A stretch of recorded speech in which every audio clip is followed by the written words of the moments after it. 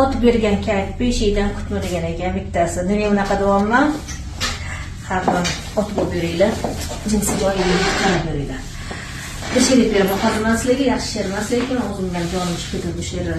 Eshitsam, old teshigim ko'p ochiq, poqillagan ovozi bor. Mehr bering, qo'l yordamida, lazer yordamida bir qoshiq, bitta qo'ltiqda qo'llasam, lazer qilsam, to'ram bor degan. Mana she'rni xalq orasida zo'r tarqalgan she'r. Xullas, qo'llar yordamida, lazerlar yordamida jinsiy hayotni yaxshilash. Asosiysi bezarar va lechebniy. Qanaqa holatda qilinadi?